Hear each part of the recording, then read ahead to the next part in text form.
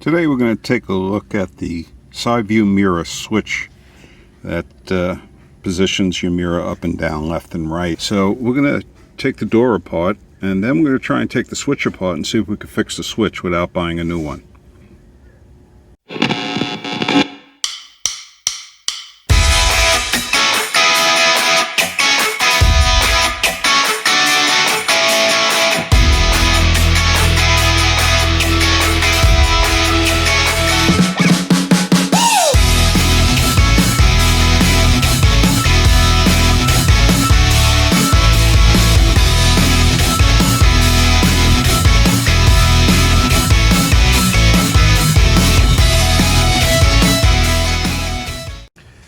When you open the door, there'll be one screw head visible not far from the door handle.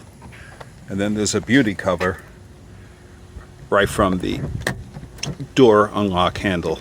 Right here, there's a beauty cover right here, and you just pop that cover right out. The cover is going to have a little latch on it. You just take a straight slot screwdriver, and using that latch, you can pop it right out. And then there'll be a screw right there. Next, I'm going to use this plastic pry bar that's used for those fasteners. You can use a plastic scraper or even a very large straight slot screwdriver, but you got to be careful. You don't want to damage the plastic door. And this panel right here has to come out, and there'll be two 7mm screws behind there. Just pry it. Yes, there we go. So this is what comes out, just to give you an idea. And the two screws, there's one on the bottom and there's one on top.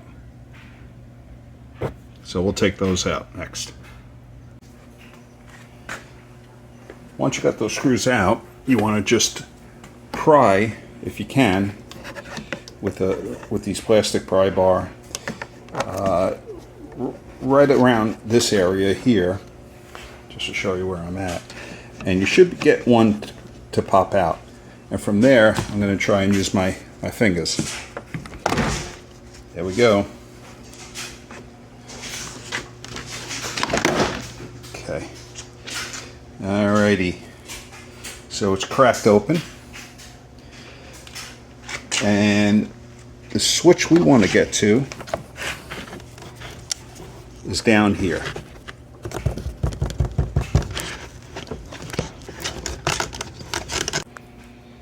Next, you want to remove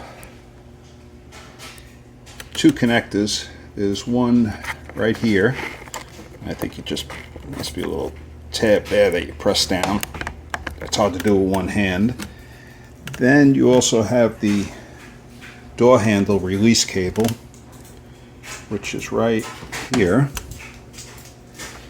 And on that, there's a little tab on the bottom, right on the bottom here. And it pops right out. And then we're going to have actually three connectors. And that's for the door lock. And then there's two connectors on the bottom.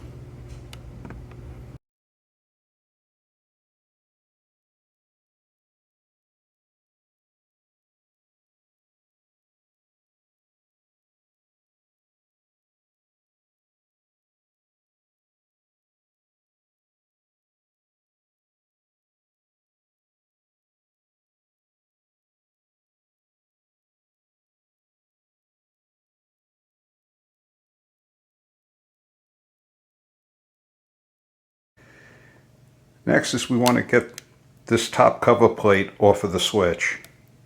And you see that little tab right there? There's a little tab, and there's one, it's hidden, but it's behind there. So I'm going to stick a little screwdriver in there and try to get to those tabs, and we're going to pop the very top of the switch, or the bottom of the switch, off from the body, and then we'll see what's inside.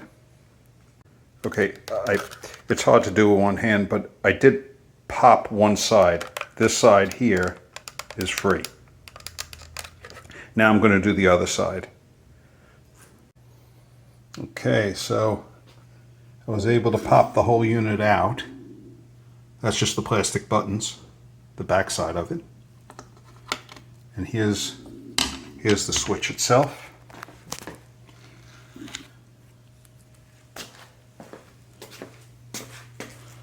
Got a little darker area here so you could see. It's a little silicone pad.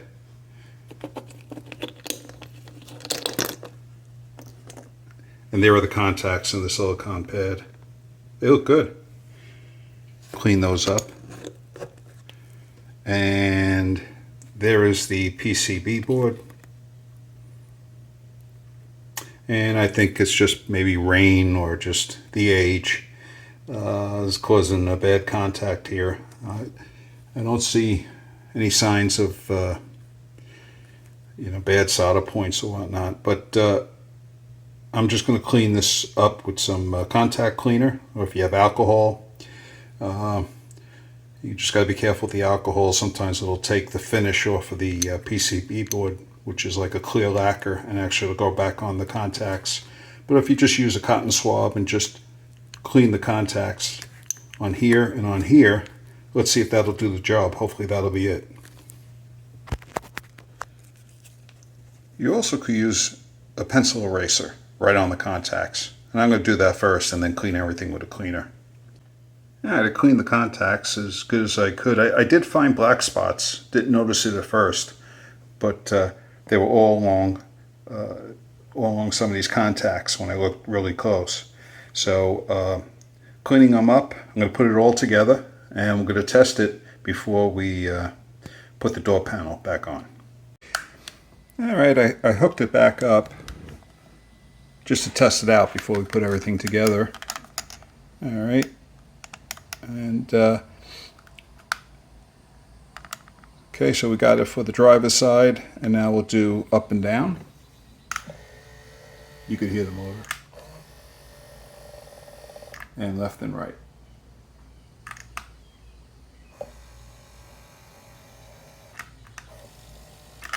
And now we'll switch it over to the passenger side. Let's see if that one works.